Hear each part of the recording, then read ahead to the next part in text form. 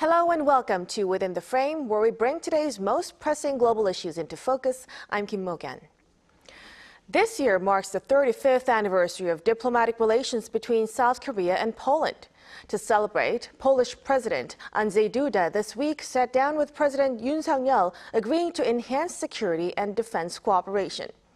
Poland has signed significant defense contracts with South Korea totaling $44.2 billion to acquire K2 tanks, K9 howitzers, F-50 aircraft, and Chunmoo rocket launchers amid the Russia-Ukraine conflict.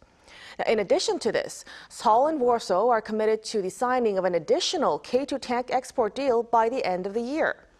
The leaders also discussed regular consultations between their defense authorities and ways to expand collaboration in energy, infrastructure, and advanced technologies.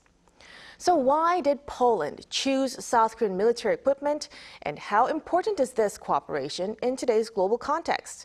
For answers to this, we are joined online by Chunmoo, professor at Konkuk University's Department of Public Administration. Welcome to the program, Professor Kim. My pleasure. And also joining us from Berlin is Dr. Eric J. Balba, visiting fellow and Korea Foundation fellow at the German Institute for National Security Affairs. Thank you for joining us. Thank you so much for having me. Now, first, let's start with Professor Kim. So, over more than 3 decades of relations, how have the ties between the two countries evolved over this period? Korea and Poland normalized diplomatic relations in November 1989. Since then, trade volume has been expanded. Last year, Polish export to Korea was around $915 million amount. And the same year, Korean export to Poland was around $9 billion, reflecting arms trade. But during the 35 years, Polish export to Korea has been increased by 17 times. So that's a big increase. And the second element is Korea has become the second largest foreign direct investing country to Poland. Named companies like Samsung, LG, Hyundai, and their subsidiaries have locations in Poland in the areas of auto, display, batteries, electronics, and others, and which will be added by defense sectors soon. And as we mentioned, nuclear power plant and other infrastructure projects can be added too. So, and to sum up, the ties between the two countries were studied in economic cooperation, has grown up in mutual interest, and then Poland has been the economic cooperation center for Korea. And with recent changes in international environment, the two countries found that we are value-sharing countries together with the United States and the EU. That's the big change. Right. Now, also to Dr. Balba, in the context of unstable international conditions such as the Russia-Ukraine war and conflicts in the Middle East, why is cooperation between South Korea and Poland particularly significant? What are the geopolitical and geoeconomic factors at play? Yeah, I think we have to place the bilateral relations between Poland and the Republic of Korea and other European countries with South Korea for that matter. We have to place this in a broader geopolitical context. On the one hand, of course, we have the strengthening of EU-South Korea relations, which has been a primary level of cooperation between Europe and South Korea in the past decades or even more.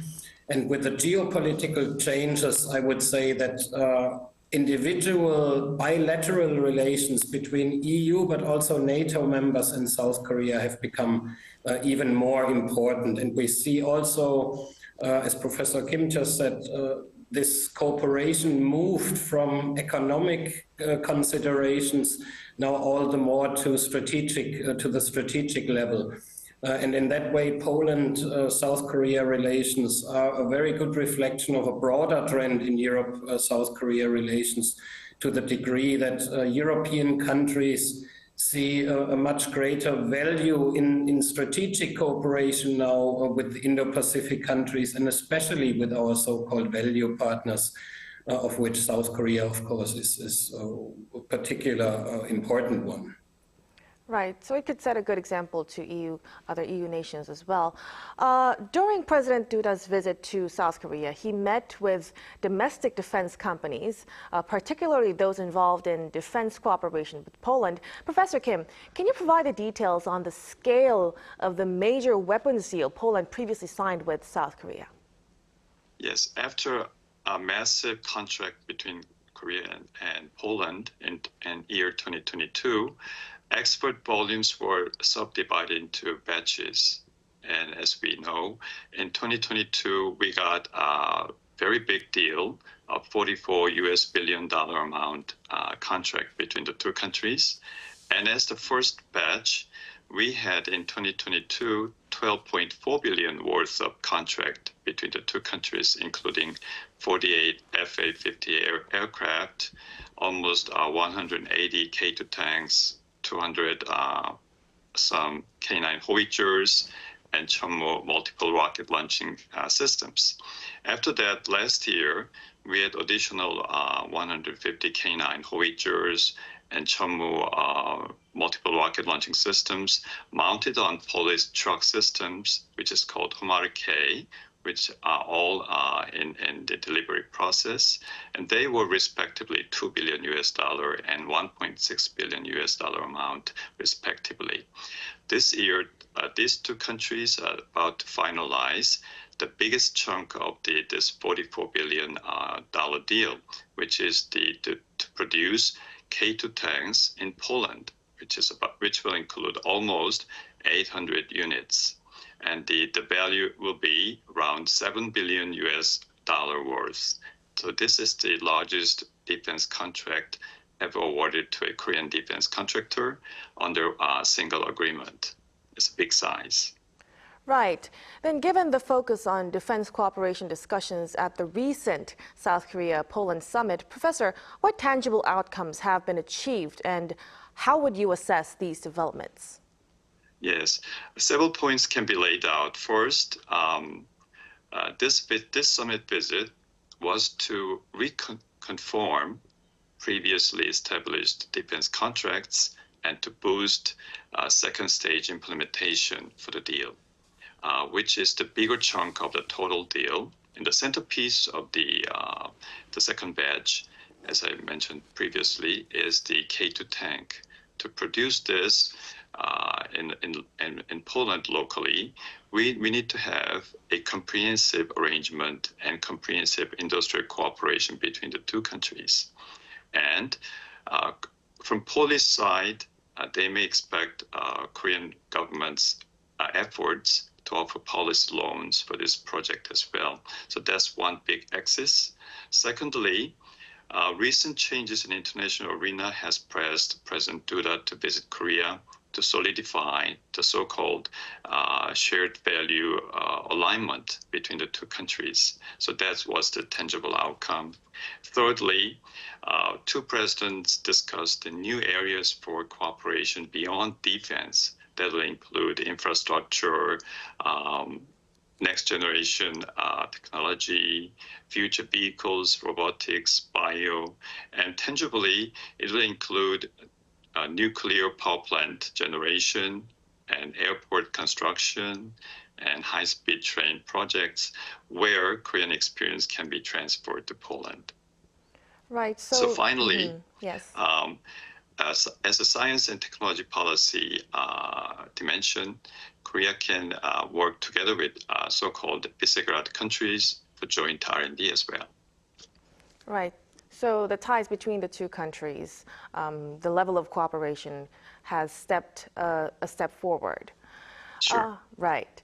Now, so Poland has been prioritizing military enhancements in recent years, especially following the Ukraine conflict. Dr. Balba, what motivated Poland to choose South Korean defense suppliers? You know, I think to understand Poland's motivation in this context, it is very important to understand that Poland, in the context of Russia's invasion of Ukraine, has strategically repositioned itself. It has positioned itself as a key member and defender of NATO's eastern flank. And central to this strategy for Poland is a comprehensive defense modernization, which is underpinned by a 4.3, with even plans to go up to 4.7% of its GDP in defense spending. So at the core of Poland's defense modernization strategy is not only to reduce its reliance on Soviet-era equipment, but also to strengthen domestic defense production. And I think this is where South Korea comes in, because the ROK, alongside the US, became the key contributors to this transformation and modernization strategy of Poland.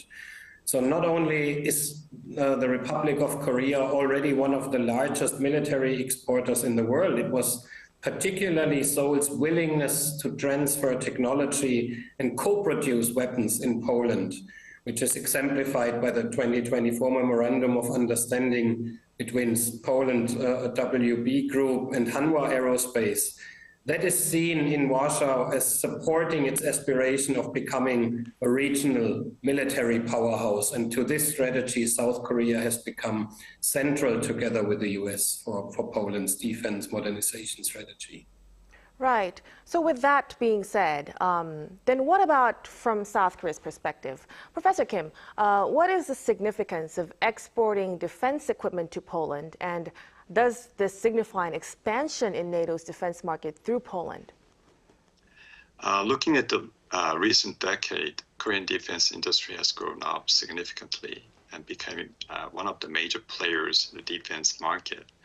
As a lot of people recognize, Korean defense products have maintained US and NATO standard compatibility and has an excellent price to competitive ratio and very excellent reliability.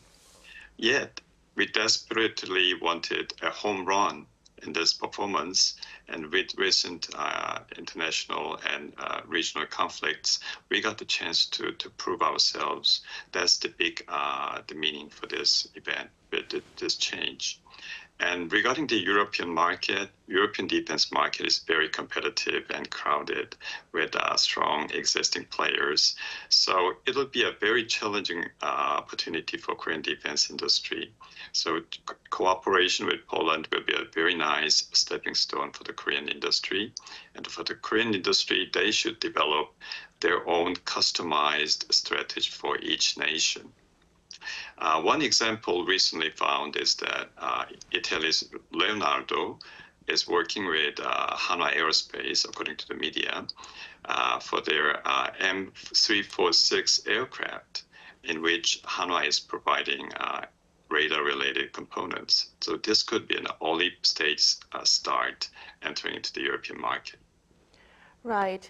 Now let's step aside from weapons exports for a while.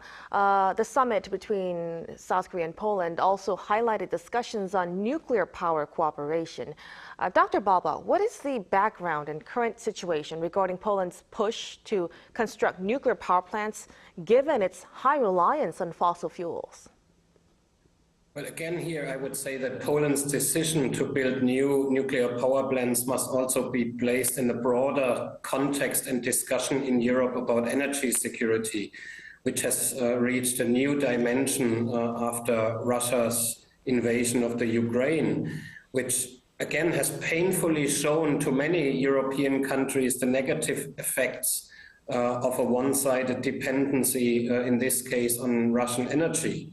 So European countries are now finding different answers to mitigate this dependency. Germany, for instance, is focusing more on phasing out nuclear technology and strengthening the renewable energies, while Poland, but also other European countries, are focusing on expanding nuclear energy. So in 2022, South Korea Hydro and Nuclear Power, along with two Polish firms, had signed a letter of intent to build two reactors in Poland. The project stalled somewhat following the change of government, but the new Tusk government has repeated the stance that Poland requires cheap and affordable energy especially in the current geopolitical and geoeconomic environment. And the new government has reaffirmed the nuclear power plant project with South Korea and stated that it would continue. So against this background for Poland, this is again a very good opportunity to enhance cooperation with South Korea beyond weapons delivery deals, but focus more on a broader issue of energy security, which Poland has answered to the extent that it wants to build new nuclear power plants. Right. Then what about South Korea? Dr. Baba, what drives South Korea's commitment to its nuclear energy collaboration with Poland? What's in it for South Korea? Well, for South Korea, the decision to invest in Poland is part of the country's broader strategy to expand nuclear power exports to Central and but also to Western Europe.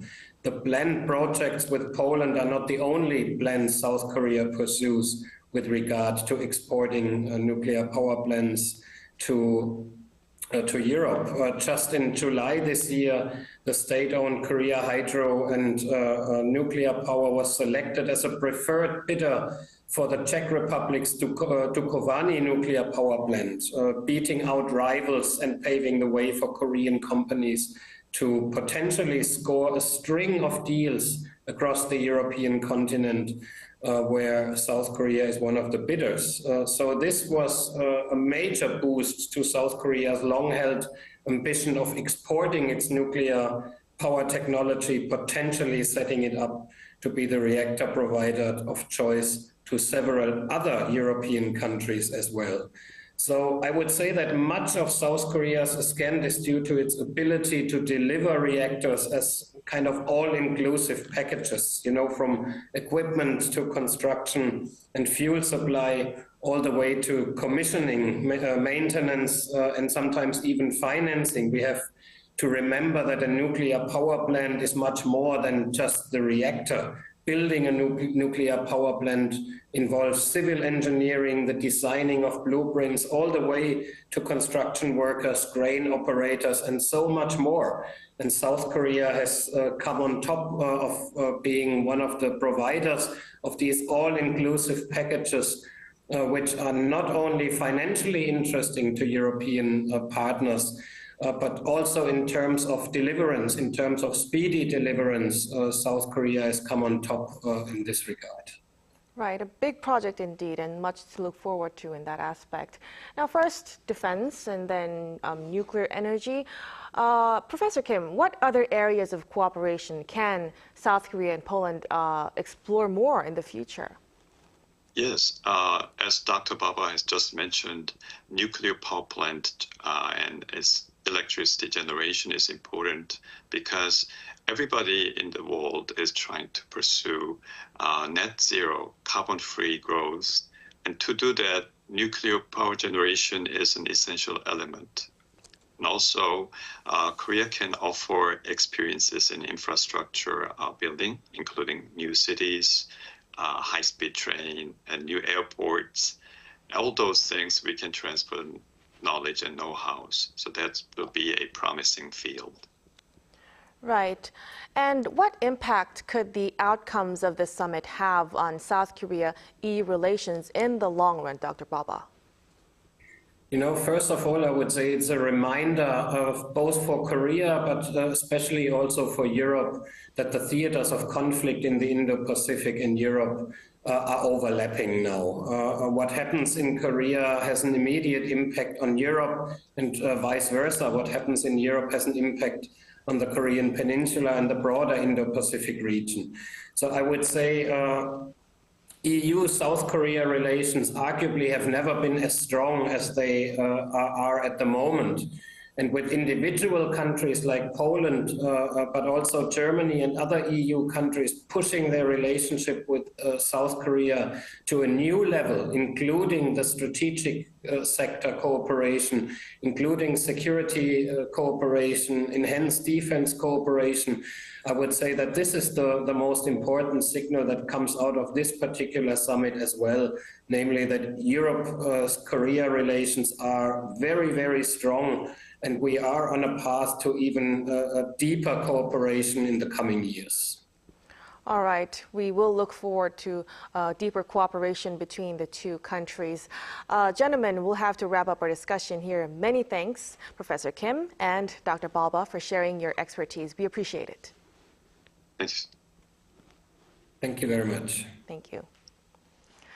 Thank you again for joining us on Within the Frame. Be sure to tune in next time as we continue to explore the stories that matter. Until then, stay informed and engaged.